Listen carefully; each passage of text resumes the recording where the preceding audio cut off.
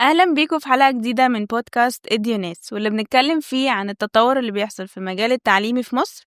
والنهاردة هنتكلم عن توبيك مهم جدا وهو البرمجة والذكاء الاصطناعي. بس في الأول خلوني أرحب بالضيف الحلقة يوسف الحلي Education Team Leader من اي سكول. هلو يا يوسف. ايه الاخبار؟ كله زي الأخبار الفل. منورنا النهاردة. لا يعني انا بتشرف ان انا معاكم النهارده. احنا كمان والله. ممكن تحكي لنا عن الباك جراوند بتاعتك، الاكسبيرينس الهيستوري بتاعك؟ اوكي، انا اسمي يوسف محمود الحلي. انا حاليا education team leader في اي سكول، اوكي. وهي شركه متخصصه في تعليم البرمجه للاطفال من سن 6 لحد 18 سنه. اوكي. انا الباك جراوند بتاعتي بشكل عام هي engineering باك جراوند، biomedical engineering بالتخصص يعني. فكنت من زمان مهتم بمجال الاديوكيشن، يعني اشتغلت فيه فترات كتيره وانا لسه في الجامعه والايام دي ما كنا بنروح ندي كامس وحاجات زي كده. اوكي. وقعدت فيه فتره طويله تقريبا من 2018، من اول ما دخلت الجامعه لحد ما في 2022 دخلت هاي سكول في الاول از توتر انستراكتور، وبعد كده كملت معاهم فتره وكان عندي بقى الجيش وهكذا، فدخلت ولما خرجت رجعت تاني بس المره دي از education تيم ليدر تو ليد اي سكول تيمز، بقى ان هي تديليفر الكونتنت اللي احنا بنقدمه للاطفال اوكي. واشياء اخرى بقى هنتكلم فيها خلال البودكاست ان شاء الله. ان شاء الله. طيب قولي، ممكن تشرح لنا البايوميديكال دي يعني هي عباره عن ايه؟ بتدرسوا صح، ايه؟ هي صعبه. طيب بايوميديكال انجينيرنج اوكي. هي باختصار ان انا بجيب الحاجات اللي بيحتاجها المهندس اللي هو الانجينير عشان يشتغل مع الهيومن اللي هو الانسان. طب عشان اشتغل مع الانسان لازم افهم الانسان ده بيشتغل ازاي. زي ما انا مثلا هروح اصلح ماشين او مكنه فانا محتاج افهمها، فلو اكيد. انا هعمل اي حاجه في جسم الانسان محتاج افهم هي بتشتغل ازاي. فهي اكني جبت مهندس اديته الحاجات اللي محتاجها من الطب عشان يفهم ازاي الجسم ده يشتغل، عشان يصنع لي حاجات او يشتغل على حاجات توفر على زي الاجهزه بقى اللي بنلاقيها MRI اكس راي الحاجات دي كلها. اوكي. وما فيها بقى الحته بتاعت البايو تكنولوجي ان احنا نشوف الDNA ونشوف الداتا اللي موجوده جوه الجينز بتاعت الانسان. فالبايو ميديكال از اباوت تعمق قوي انجينيرنج. بصراحة. ايه تعمق قوي في كذا حاجة، يعني يعني هي موضوع صعب. باختصار اللي هو يعني زي ما كانوا بيقولوا عليها زمان بنجيب الطب والهندسه ونحطهم في كوكتيل وتفضل انت شوف بقى هتعمل لا، اشطر الناس تقريبا يعني. يعني. مش دايما بس هو تخصص مختلف انا كنت بحب فيه الحته دي، ان اوكي. هو بيخليك تعرف تتكلم مع الدكتور وانت فاهم هو بيعمل ايه، تتكلم مع المهندس وانت فاهم هو بيعمل ايه، اوكي. وبتطلع حل مختلف. عشان كده دي الحاجه اللي مكمله معايا دلوقتي، فكره ان انا عندي يونيك سولوشن في حاجات كتير قوي. اوكي. ويمكن ده برضو يعني تكمله عليه، يعني حاجه عجبتني ان انا حتى بعد ما خلصت الكليه الحمد لله واتخرجنا وكل حاجه اوكي. رجعت لهم تاني بقى از تيتشنج اسيستنت في الجامعه الفتره، وحاليا يعني بحضر فيها ماسترز برضو في البايو ميديكال والهيلث كير انجينيرنج، اوكي. لان هو حاجه مختلفه انا بحب اكون موجود بصراحة فيها. يعني هي انترستنج تحس بس نفسك يعني دكتور ومهندس، انا بالظبط. الاتنين يا جماعة. ورحت اشتغلت في الاديوكيشن بعد كده، فاهم مالهاش علاقه ببعض خالص. بس بقى يعني سكيلز، يعني حاسه ان انت يس عندك يس السكيلز بتاعت الاديوكيشن، موجود في يعني كل برضو مش حته. موجود عند اي حد بصراحه. يعني هي ممكن تكون ده بارت اوف السكيلز اللي موجوده انا اتعلمتها جوه الكليه عشان اوكي. الدايفرسيتي دي كلها. هي كمان مش موجوده عند اي حد، وسبيشالي ان انتوا بتدرسوا البرمجه مهم. لسن الاطفال اللي هو من اول 6 بالظبط سنين ل 18 سنه. مظبوط. فدي بصراحه كمان يعني صعبه ان انت مهم. بتدرس حاجه صعبه وعميقه، بالنسبه في ناس صحيح. كتير بتحس ان البرمجه دي حاجه صعبه. مهم. فايه بقى الاكسبيرينس بتاعتك ان انت تشرح لأطفال عندها 6 سنين مهم. برمجة، والأهالي ازاي تأقلمت على حاجة زي دي؟ طيب يعني حته تعليم الاولاد البرمجه دي مش حاجه جديده في العالم، هي موجوده من ساعه ما البرمجه طلعت. لان اوكي. طبيعي ان انا لو عايز اخلي حد شاطر قوي في حاجه هديها له من هو صغير عشان يبدا يتعود عليها ويتعلمها. هي الفكرة بس ان هي جديدة عندنا. جديده عندنا بالظبط. يعني ما كانتش موجودة قبل بالظبط كده. احنا الولد بيروح المدرسه بيتعلم ويرجع تاني ايه بقى موضوع الويب ديفلوبمنت والحاجات دي كلها. بالظبط. هي زي ما قلت هي حاجه تعتبر جديده عندنا عشان بس احنا مش متعودين عليها. اوكي. بس هي الفكره ان احنا حاليا في العصر اللي احنا فيه البرمجه هي زي القرايه والكتابه بتاعت زمان. يعني كان زمان الشخص اللي ما بيقراش ويكتب هو يعتبر جاهل او امي زي ما كنا بنسميه. اوكي. ولكن حاليا في العالم اللي احنا فيه لا، اللي ما بيعرفش يستخدم الاي اي تولز، اللي ما بيعرفش يفهم الكودز الحاجات دي كلها، هنيجي في لحظه من التاريخ وهنقول لا ده كده يعتبر شخص مش فاهم العالم ماشي ازاي. تمام، اوكي. هيبقى جزء من المحو الاميه ان انا احمي الاميه التكنولوجيه، ان انا لازم الواحد يبقى عارف المهارات دي. وفي السنين اللي بعد كده هنلاقي ان احنا العالم كله بيتجه ان الحاجات دي كلها او المهن دي هي المهن الاساسيه. بعد هي كده خلاص الاي بصراحة اي زي ما احنا شايفين دلوقتي داخل في كل حاجه. اكيد. هل كل الوظائف هتختفي؟ الحقيقه انه لا، هو في وظائف هتنزل شويه وحاجات تطلع مكانها. اوكي. طب الحاجات اللي هتختفي دي والحاجات اللي هتطلع مكانها بيزد على ايه؟ بيزد على انا بعرف استخدم الاي اي يعمل لي الحاجه دي ولا لا.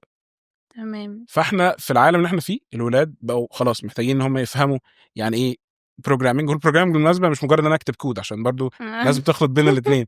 مش فكره ان انا بكتب كود، فكره ان انا عندي سيستماتيك مايند سيت، يعني ببقى عارف انا هعمل ايه ازاي، حاطط خطوات معينه لنفسي، الجوريزم او خوارزميه كده بحطها لنفسي، فاهم انا هحل مشكله ازاي، جزء منها بروبلم سولفنج. اوكي فهي مايند سيت اكتر منها سكيل او مهاره بكتسبها، هي عقليه كامله انا بعرف افكر من خلالها. اوكي. طب انتوا البروسيس اللي انتوا بتمشوا بيها ان انت كانستراكتور مثلا انا هشرح لطفل 6 سنين هو لسه اصلا بيحاول يكون جمله بالظبط يكتبها، بالظبط. فصعوبه الموضوع او ان هو ازاي مهم. بيتاقلم، ايه البروسيس اللي انتوا بتمشوا بيها معاه؟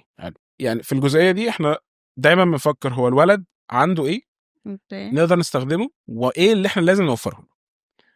ففي بمعنى كل بقى الشركات الكبيره وفي اي سكول بالذات المناهج نفسها بتتحط بناء على المراحل العمريه. يعني انا مش بحط منهج واحد لكل السنين، ده مستحيل. اكيد. لا، انت بتاخد كل مرحله عمريه، لسه مثلا جريد 1 اصغر سنه اللي هو 6 سنين، أوك- وبناء على المناهج اللي الولد بياخدها في المدرسه، بناء على الداتا اللي هو بيتعلمها. هو بيتعلم مثلا في المدرسه ان ده كمبيوتر، اوكي. وان دي اسمها ماوس، وده اسمه كيبورد، وهكذا.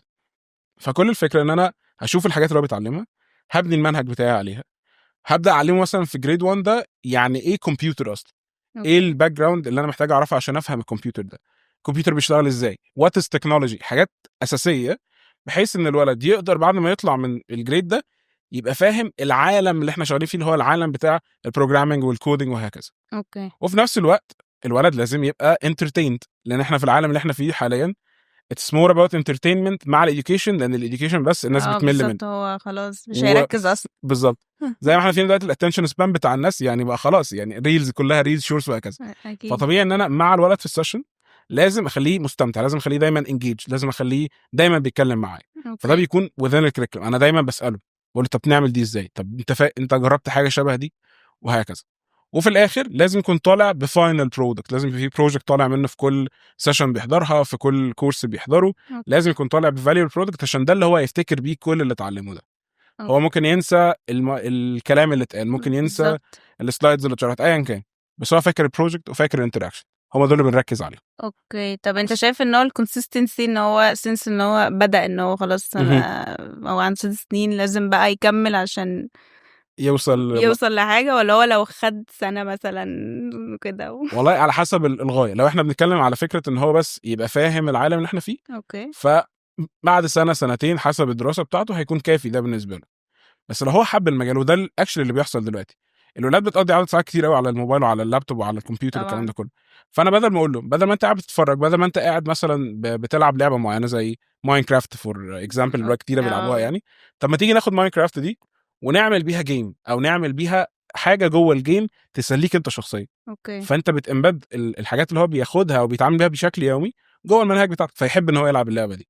تمام. فهمت. فبنكتشف ان هو الولد ايه ده، يعني انا مسلي كان قوي بصراحة. ده الموضوع طلع حلو اهو. نسيب الموبايل شوية. بدل ما انا هقعد احضر محاضره يعني التصور بتاع ان انا بحضر محاضره ومستر بيكتب والكلام ده، لا لا مفيش الكلام ده خلاص. ايوه. احنا كله دلوقتي حاجه جيميفايد، كلها بقت شبه اللعب، الولد بيستمتع ان هو بيعمل الحاجات دي. اكيد. ففي الحاله دي الولد بيبقى حابب. ومعظم الولاد لما بيتعلموا بروجرامينج عشان بيطلعوا كودينج او سوري بيطلعوا بروجكت او برودكت قدامهم، بيحبوا يكملوا. اوكي. وعشان كده هتلاقي معظم الولاد لما بيبداوا يتعلموا صح بيكملوا عادي. لكن لو هو مش حابب، عادي جدا، مش شرط كل الولاد تحب البروجرامينج، بس على الاقل اديله انا الفكره الاساسيه عنه. اوكي. انا حاساها حاجة انترستنج يعني، بس بصراحة يعني اهالي محتاجة تنفست في اولادهم. يعني عامه هي دي بقت حاجه مش توجه بس من الاهالي، لا ده بقى توجه من الدوله نفسها، من المدارس. بقى كل المدارس دلوقتي بتسيرش فور اي سي تي بروجرام، اوكي. بروجرام للكودينج والبروجرامينج والكمبيوترز ان جنرال جوه المدارس بتاعتنا. اوكي. اللي هي كانوا بنقول عليها زمان حصه الكمبيوتر اللي محدش كان بياخدها دي. ازاي لا تعمل ريستارت. يعني نخش وانكر هنا والكلام ده اتس اولد خلاص. لا بقى دي في دلوقتي مناهج من الوزارات موجوده، بقى في منح من الوزارات برضو موجوده، من هيئات كتيره. المدارس نفسها بتجيب تيتشرز وبتجيب اي سي تي تيتشرز شاطرين، اوكي. تتعاقد مع شركات تبروفايد حاجه زي كده، برضو بيعملوا ده. يعني في اي سكول احنا عندنا بروجرامز كامل خاص بالمدارس يعني. فكل الناس بقت رايحه في الحته دي، لان هي اتس ا فاليد بوينت، لازم كلنا اوكي. نروح لها. طيب الكورسز بقى اللي انتوا بتدرسوها مهم. للستودنتس في اي سكول، هي بتبقى يس سيرتيفايد او الفاليديشن بتاعها جاي منين؟ اوكي. مناهج التكنولوجيا عامة أو أي حاجة فيها تك بتكون ليها هيئات بتعتمدها، أو اوكي. بتضمن إن المناهج دي تستوفي شروط معينه مش تبقى فاليد ان هي تدرس. ماشي. فواحده من الهيئات دي هي STEM واللي ساينس تكنولوجي انجينيرنج اند ماثماتكس. ده منهج متبع في العالم كله دلوقتي، فكره الستيم والستيم، اللي انا الولاد عشان يتعلموا اي حاجه لازم يعدوا على الاربع حاجات الاساسيه دول: ساينس تكنولوجي انجينيرنج ماثماتكس، وبيضاف لهم الارتس او الاي، فتبقى ستيم اور ستيم. اوكي. فاي سكول از اوريدي معتمده من ستيم. وفي هيئه تانية اسمها الايادل. ايادل دي هيئه هي متخصصه في اعتماد المناهج الخاصه بالاي اي. اوكي. فالهيئتين دول ستيم وايادل، اي سكول از كريديتد منهم. بلس بقى بعد كده بعد ما توصل لمرحله معينه هي مش بتبقى about الاكريديتيشن which is important في الاول، اكيد. بس about الاكسبيرينس. ما احنا خلاص دلوقتي خرج عدد طلاب كبير جدا وكلهم ما شاء الله عاملين نجاحات وعاملين بروجكتس وهكذا، فالاكسبيرينس هي اللي بتحكم بعد كده. بس اوكي. از اكريديتيشن موجود من ستام وايادل. طيب خلينا بقى نحكي شويه عن اي سكول. عايزين أوكي. نعرف يعني فكرتها بدأت ازاي او الهيستوري بتاعها من ساعة ما بدأت لحد دلوقتي. I think ان انتوا founded 2018. مظبوط. فعايزين نعرف اكتر عن اي سكول. يمكن انا مش احسن واحد يتكلم عن الفاونديشن لان انا دخلت متاخر، بس اي سكول يس كانت فاوندد 2018. كان ساعتها كان جروب في الجامعه لسه. اوكي. كان باشمهندسين زي باشمهندس محمد جويش وباشمهندس مصطفى عبد المنعم، وكان معاهم يعني تيم كبير من الجامعه. كانوا هم شايفين اللي هو هم بيخشوا مسابقات في الروبوتكس والحاجات دي كلها، وان هم في الجامعه يسافروا يلاقوا ان هناك مثلا في جامعات تانية او مدارس تانية في الصين وفي اليابان وهكذا بيشتركوا في نفس المسابقه. اوكي. فاللي هو الولد اللي عنده 10 سنين بيكمبيت مع ولد او مع شاب عنده 21 و22 و25 سنه، ممكن اكتر كمان. اوكي. اصلا فالولاد الصغيرين دول ما هم نفس الليفل. يعني احنا بنعمل ايه؟ احنا الاثنين بنعمل روبوتس، الاثنين بيخشوا مع بعض في نفس الحلبه في نفس التراك في نفس كل حاجه. اوكي. فليه ما يبقاش عندنا احنا حاجه زي كده؟ وانا جت الفكره بقى ان بدا يتعمل اي سكول، بدات تظهر، بدات تعمل كريكولمز خاصه بالمهارات دي. ومع الوقت بقى مع دخول كورونا ومع دخول الفتره بتاعه الاونلاين بقت ترانسفورم الحاجات دي من هي تبقى اوف لاين هي تبقى اونلاين. اوكي. وبدات اي سكول بقى تخش في الجانب ده بشكل كبير. والحمد لله من 2020 لحد دلوقتي السكيل بتاعنا بقى بيكبر بشكل كبير يعني في الاونلاين. وبقى عندنا كريكولمز مختلفه، دايفيرس كريكولمز. يعني انا كان ليا شرف ان انا انضميت في 2022 زي ما كنت بقول من شويه، فهي داخله ايه 3 سنين تقريبا. فمن ساعه ما انا دخلت، يمكن انا دخلت في تاني مرحله سكيلينج في اي سكول بعد ما خلاص الدنيا كانت استابلش. اشتغلت معاهم في فتره على كريكولم معين، بعد كده لما خرجت ورجعت بدأ نعمل كريكولمز جديده بتواكب المهارات المطلوبه دلوقتي، بتواكب الحاجات دي كلها. اوكي. وفي خلال مثلا اخر سنتين ثلاثه الحمد لله في شراكات كتير احنا عملناها في هاي سكول مع وزارات، مع هيئات، مع مدارس، مع دول كامله، بحيث ان احنا الحمد لله السنه اللي فاتت كسرنا تقريبا 131,000 طالب. وده رقم كبير قوي لمنصه تعليميه يعني الحمد لله. وان شاء الله looking for ان احنا نكسر ارقام اكبر بكتير في 250,000، وان شاء الله نكسر النص مليون والمليون وهكذا. ومش بس في مصر، يعني اي سكول موجوده في دول كتير جدا، دول الخليج كلها، الوطن العربي، ايرلندا، كندا، امريكا، المانيا، دول كتير حتى موجودين فيها از سيرفيس. ف يعني اي سكول ما شاء الله is growing right now بشكل كبير. achievements في يعني فتره قليله. احنا بنتكلم دلوقتي هو تقريبا 7 سنين، يعني في رجه حصلت في السوق. ليا شرف برضه انا كنت موجود فيها فتره كبيره وحضرت السكيلينج ده، بس كل ده في جانب كان مبني على حاجات كتير بقى قبل كده، لان عمرك ما هتطلع الطلعه دي غير لما تبقى مستعد ان انت تسكيل اب بالشكل الكبير ده. طيب بما انك قلت لنا ان اي سكول موجوده في دول كتير، هل بقى الكريكولم بيختلف من دوله للتانيه؟ يعني المناهج نفسها الاساسيه اللي هي كي 12، هي الكي 12 دي بشكل عام متحده في معظم الدول، اللي هو جريد 1 جريد 2 جريد 3 وهكذا. أوكي. ولكن في مناهج بتختلف لان المناهج جوه اي سكول نفسها فيها حسب نوع السيرفيس، لان في سيرفيس بتكون مثلا 1 to 1 سيشن 1 ستودنت with 1 tutor. اوكي. دي بتكون دي المين سيرفيس بتاعت اي سكول. في حاجات تانية بتكون جروبس بيزد على الرغبات بتاعت الشخص اللي عايز السيرفيس ده. يعني مثلا وزاره الاتصالات المصريه حاليا متعاقده مع اي سكول في مبادره براعم مصر الرقميه. اوكي. المبادره دي طبيعتها مختلفه ليه؟ لان هي موجهه لسن معين من جريد 4 لجريد 6 او من سنه رابعه لسنه 6. فالمناهج اللي هم بياخدوها وفقا للجدول بتاعهم الحاجات دي مختلفه عن اللي الولاد بياخدوها في اي سكول. طبعا بتوصل نفس الافكار ونفس الحاجه، بس المنهج نفسه والكريكولم مختلف. فهي مش بس بتختلف من دوله لدوله، ولكن ممكن تختلف في نفس الدوله حسب احنا بنوفرها لمين. ولكن كلهم متفقين على learning outcomes او مخرجات تعلم معينه لازم تجت provided في كله. طيب كنت بتقول برضو ان انتوا كانش سهله الاكسبانشن اللي حصل والتشالنجز اللي انتوا مريتوا بيها، فاحنا عايزين نعرف ايه اكتر تشالنج انتوا مريتوا بيها during السنين اللي كنت فيها في اي سكول. يعني كان في challenges كتير صراحة، يعني أكبرها فكرة الإكسبانشن نفسه. لأن اوكي. إحنا لو أنت هتحرك من إن إحنا عندنا مثلا 100 مدرب إن هم يبقوا 3000 مدرب، فده رقم كبير قوي. بصراحة. فلازم عشان توصل من ده لده بتخلق سيستمز بقى، سيستم للتدريب عشان تضمن جودة، اوكي. سيستم لضمان الناس اللي داخلة دي عارفة المعايير الأساسية اللي هتمشي عليها، اوكي. سيستم لضمان الجودة بعد ما يخشوا مش بس هما بيتدربوا، وسيستم تاني عشان تضمن ان الناس دي هتاخد اكسبيرينس حلو، فتعمل لهم بلاتفورم معينه، تديهم تريننجز معينه. فالحاجات دي بتفرق جدا في الجوده بتاعت الاكسبانشن. كده في ناس كتير ممكن يعني وهي بتكسباند تنسى الجانب ده، فالسكيلينج يقع كله تاني. اكيد. وعلى الجانب الاخر برضو عشان تعلي الناس اللي موجوده جوه، لان احنا كل ما بتعلي السيرفيس بتاعتك كل ما الديماندز بتكون اعلى، فانت لازم تعلي جوده الحاجه اللي عندك جوه. اكيد. فانت دايما بتطور المناهج، فاحنا بنطور المنهج كل فتره. لو في حاجه جديده طلعت السوق فلازم تكون انكلودد، لو في حاجه مهمه لازم الولاد يعرفوها لازم نعدلها جوه المنهج نفسه. فالمجال ده بيتطور بسرعه قوي، بصراحة فكون انت تكيب يعني معاه ده اصلا تحدي في حد ذاته، بس الحمد لله يعني بنحاول نجري وراه يعني بشكل او باخر يعني. مش هتلحقوا. الموضوع صعب جدا الصراحه. ايوه بجد.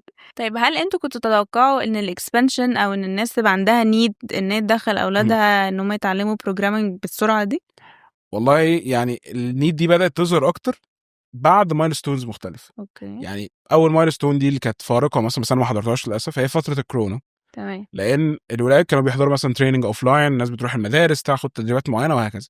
فجاه كل ده داون، جت كورونا الناس كلها قاعده في البيت. اونلاين. طب الناس هتعمل ايه؟ كان لسه اصلا فكره الاونلاين دي يعني يعني الناس في الجامعه كانت لسه ما تعرفهاش. ايوه. فكره احنا توصلها لولد صغير قاعد في البيت يتعلم حاجه ببروجرامز مختلفه، مش حاجه ماسكها بايده، ده كان تشالنج. بس لما حصل الناس بدات تدرك ايه ده الاونلاين بينفع. ده ايوه. الناس ممكن تتعلم في البيت وهي قاعده عادي جدا، ينفع توتر يتكلم مع ستودنت ويحلوا المشكله مع بعض اونلاين. فهنا بدات اول مايلستون، الناس بدات تدرك ان ده موجود. دخلنا بعد كده في اواخر 21 22 وظهور الاي اي بشكل كبير، ظهور شات جي بي تي بشكل اكبر. الناس بتقول ايه ده، احنا وصلنا لفين دلوقتي؟ فساعتها الناس بقت تدرك ايه ده، لا انا لازم ابني يتعلم حاجه زي كده. اوكي. وبعد كده كمان ظهرت بقى فكره الفريلانس، الناس بقت تدرك ان ممكن ولد صغير يعمل فلوس من الحاجات البسيطه اللي بيتعلمها دي. ينفع ولد صغير اوكي. يعمل ويب سايت ويبيعه، ينفع حد لسه في الجامعه او حد لسه في مراحل معينه في الدراسه يشتغل مع شركات بره بارت تايم براتب بالدولار مثلا. اكيد. فالناس برضو الفلوس بتغريها بشكل او باخر. فدي يعني ضافت جزء من الارج اللي هو انا عايز ابني يتعلم كذا ويعمل اوكي. كذا ويقدر ان هو يشارك في حاجه زي كده. فنتمنى ان الرغبه دي تفضل مكمله، ان هي بعيدا ان هي يعني حاسه حاجه ان هي مهمه، هتزيد بصراحه هي يعني. لازم تزيد، لان احنا زي ما قلنا العالم كله بيتطور. بالظبط. وبرضو الحاجه دي هي مفيده لفكر الاولاد، يعني بعيدا عن الجانب التكنيكال وهو مهم كل حاجه، التاثير اللي بجد بيحصل في طريقه تفكير الاولاد الصغيرين. مثلا الاولاد بيبقى عندهم تفكير اللي هو ايموشنال شويه، الدنيا كلها يعني متكركبه او متلعبكه، فهو يبدا يقول ايه ده الدنيا عامله كده ليه. تحس بعد كده هو لا انا هجيب دي هنا، هجيب دي هنا، هجيب دي هنا، انظم الدنيا، هبدا احل المشكله. ده بعد ما يبدا هو يفهم ان اصلا ده الطريقه اللي بيشتغل بيها الكمبيوتر. طب ما تيجي نعملها ونجرب تشوف تشتغل معانا ولا لا. فهمتك يعني. فالالجوريزمز دي بتخلي الولاد يفكروا احسن، بتخلي عندهم critical thinking، يحل مشكله problem solving، عنده تكنيكال سكيلز حلوه، عنده برزنتيشن سكيلز ان هو في الاخر البروجكت ده هيعرضه بالظبط او هيشيره مع اصحابه. فدي بقت موجود عندهم من الفكره بتاعت ان انا بتعلم كودينج او بتعلم بروجرام. طيب بما ان احنا بنتكلم عن البروجكتس بتاعت الاطفال وكده اللي بيعملوها عندكم، هل في حاجه فعلا اتشهرت او في حاجه تمت اتخاذها في الاعتبار؟ يعني في حاجات اوريدي الولاد بيعملوها وفق المناهج بتاعتنا اللي موجوده، ان هو كل سيشن بيطلع بروجكت. اوكي. ودي بتكون موجوده اوريدي.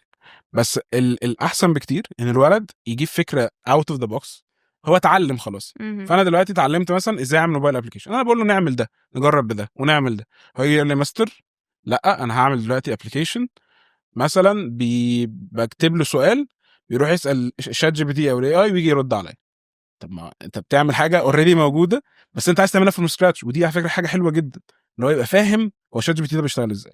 اوكي. يجي مثلا انا اقول له هنعمل ويب سايت بسيط مثلا بيعلمنا الاساسيات بتاعت بعض الحاجات HTML و CSS وهكذا، يقول لي يا مستر تمام انا عملت الويب سايت ده وهعمل ويب سايت دلوقتي للفصل بتاعي في المدرسه.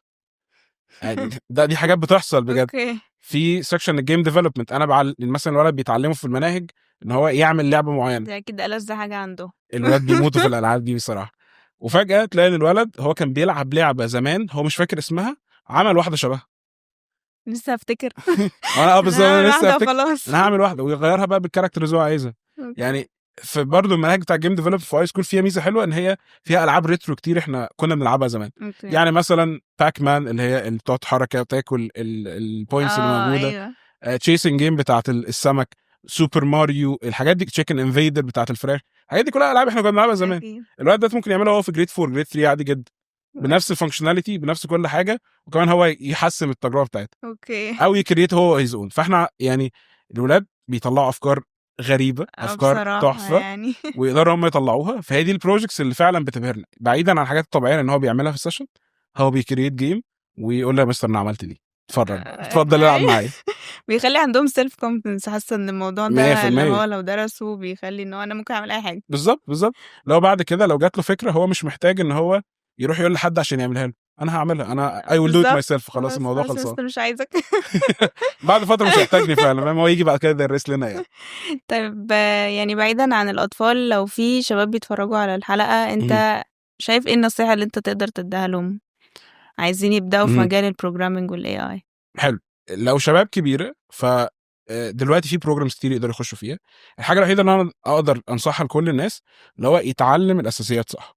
اوكي. ناس كتيره اللي في الجامعه في الكليات في كل حاجه وانا واحد منهم كان عندنا مشكله ان احنا في البدايه خدنا البروجرامينج غلط، خدنا فكره السوفت ويرز والحاجات دي كلها بشكل غلط، بشكل نظري قوي بحت قوي. دي خلت ناس كتير تقفل من الموضوع. ولكن في حقيقه الامر الموضوع امتع من كده بكتير. اونلاين في كورسات كتيره قوي، في منح كتيره قوي، في يوتيوب تشانلز حتى حلوه قوي بتعلمك الاساسيات دي بشكل كويس. واحده من اشهر الكورسات اللي معظم الناس لو حد يعني كمبيوتر ساينس هيبقى عارفها هو CS 50. كمبيوتر ساينس 50 ده كورس موجود في هارفارد لو انا فاكر صح، او مش متذكر الجامعه بالظبط، وموجود على كذا موقع يعني كورسيرا وادكس وهكذا. هو بيعلمني اساسيات الكمبيوتر ساينس بطرق مختلفه، من اول البلوكس ان انا بيبقى عندي زي بازل كده بركبها فيعمل لي كود، اوكي، لحد ما انا اكتب الكود بايدي. فهو بياخدني في المراحل كلها تدريجيا كده نفس المفاهيم، ويبدا يعلى بيها واحده ورا التانيه. فالناس تتعلم الاساسيات كويس قوي، ويستثمر وقت ان هو يتعلم الاساسيات، وطبعا يستخدم الاي اي دلوقتي. اكيد. بس النصيحه ان هو يستخدم الاي اي عشان يسهل له مش عشان يجي مكانه.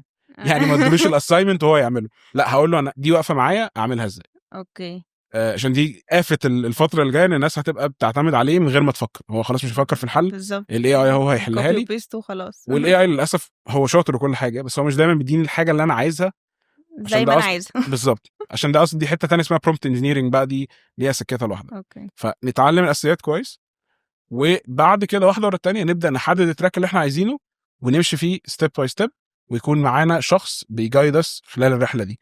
مش شرط يكون خبرة كبيرة جدا، لا، حد أكبر مني بفترة معينة خبرة معينة عشان يفيدني على المرحلة دي، وبعد كده نروح للمرحلة اللي بعدها. طب انا عايزه اعرف من كده، هو الناس مثلا اللي هي بتخش اي سكول من وهي صغيره، هل ان انا ادخل كمبيوتر ساينس في الجامعه ده خلاص يعني ما بقاش ملهاش يعني لازمة؟ خلاص يعني ولا؟ لا هي دي حاجة ودي حاجة. يعني الدراسة الأكاديمية ليها مميزات كتير قوي، ودي بنوفر جزء منها كبير في اي سكول بطبيعة الحال لأن أنا بديله النظري.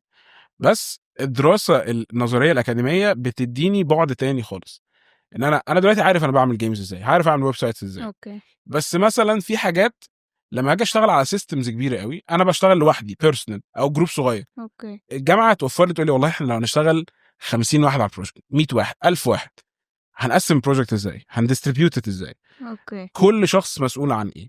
هتديني بعض الحاجات اللي انا ممكن اكون ما تعرضتلهاش بشكل مباشر لان هي مش دايما هتظهر. فالدراسه الاكاديميه مهمه، ولكن لو احنا بس فكره ان انا عايز اعمل حاجه بايدي فدي انا اعملها من غير الجامعه عادي، مش متعلقه بالجامعه. اوكي. يعني فالدراسه مهمه لاغراض معينه، الناس اللي حابه تكمل في المجال الاكاديمي، الناس اللي حابه تاخد بعض السكيلز برضو عشان الانتراكشن في الجامعه. وفي الاخر هي اتس كولج ديجري، لازم اخد الجامعه يعني مش هينفع اسيبها. ولكن الناس اللي موجوده لما بيخشوا الجامعه بتبقى بالنسبه لهم مش تشالنجينج قوي، فيها حاجات اكيد، بس بقى انا عارف انا فاميليير بالكلام ده، مش اول مره اسمع عنه. طيب انا كده فهمت من كلامك ان انتوا مينلي او اكتر الوقت انتوا عندكم اونلاين سيشنز. مظبوط. مش حاسين ان هو الاونلاين مع الاطفال شويه بيستراحوا، او الموضوع بيبقى اصعب من ان هو يبقى اوفلاين؟ ده حقيقي 100%. فكره ان اقلب من الاوفلاين للاونلاين صعبه مع الولاد، خصوصا الولاد بيحبوا يتحركوا قدام الكاميرا. اكيد.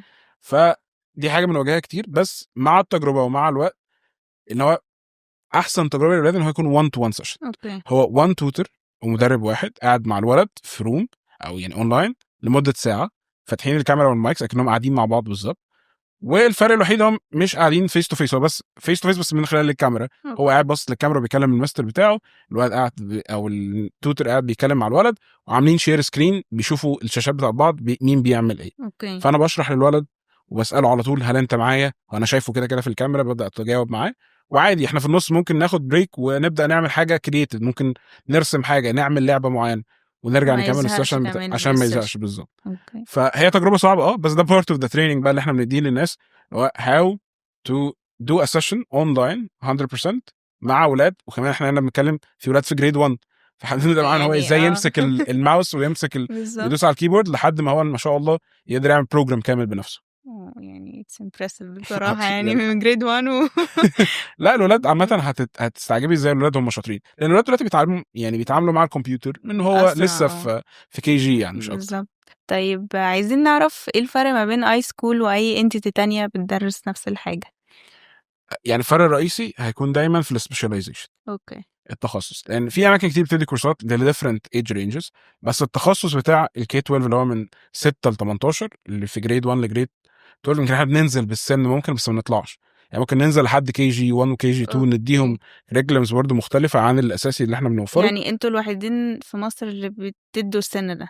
مش الوحيدين مش بس الوحيدين يعني بس. يعتبر من اقدم الناس اللي بتدي التخصص ده. اوكي. في اماكن تانية بتدي اكيد، بس انا برضه تيجي حته الاكسبيرينس والسيستمز والتجربه المختلفه اللي بتتوفر يعني، بلس التريننجز بتاعت التوترز والناس اللي موجوده، فهم اللي بيعملوا الحاله او التجربه الكامله بتاعت اي سكول، اللي مش في ناس كتير بتقدر توفرها بنفس الكفاءه يعني.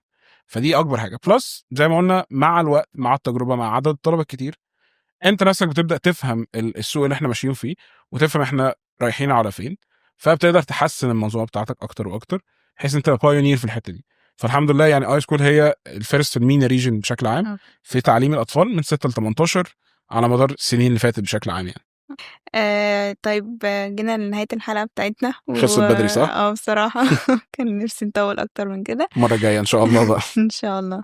عايزين ننهي الحلقة بإن إحنا يعني بغض النظر عن كل اللي إحنا قلناه، وإن هو أصلا لو في parents لسه ما اتحركوش ودوا الأطفال بتاعهم يتعلموا programming، إيه النصيحة اللي أنت تديها للبيرنتس علشان يدخلوا ولادهم إن هم يتعلموا البروجرام؟ يعني نصيحتي للبيرنتس هتكون ان احنا ما ينفعش نحرم ولادنا من تجربه زي كده، حتى لو هو مش هيخش يتعلم بروجرامينج على مدى سنين كتير، لا على الاقل اديله التجربه الاساسيه يفهم الحاجات دي. والتجربه دي بقت متاحه لكل الناس، يعني وذر ان انت في مدرسه، في مدارس بتوفر حاجه زي كده، وذر ان انت بتشترك في منح، في منح كتير في الموضوع ده وللاولاد الصغيرين، وذر ان انت مثلا شغال عايز تتعلم منك حاجه معينه، فتلاقي اونلاين كوتشز بيعملوا حاجات زي كده. فالتجربه دي لازم نديها للولاد، في ولاد هيعجبها الموضوع وهيسليهم وهيحبوه هيكملوا فيه. الولاد التانيين اللي ممكن يكونوا هم لسه مش ريدي او هم مش حابين الموضوع ده، اتليست هيكون جرب وفهم الاساسيات اللي هتساعده بعد كده. فيعني ما نحرمش ولادنا من حاجه زي كده، ان هي فعلا هتفيدهم وتفتح لهم كاريرز كتيره قوي قدام. ميرسي يا يوسف جدا على الحلقه بتاعت النهارده، وهي كانت كلها انفورماتيف بصراحه اتمنى يعني فيري انترستنج. وشكرا على وقتك، وشكرا على كل المعلومات اللي احنا عرفناها النهارده ان شاء الله. وبكده نكون وصلنا لاخر الحلقه النهارده، واستنونا في حلقات تانية من بودكاست اديوناس.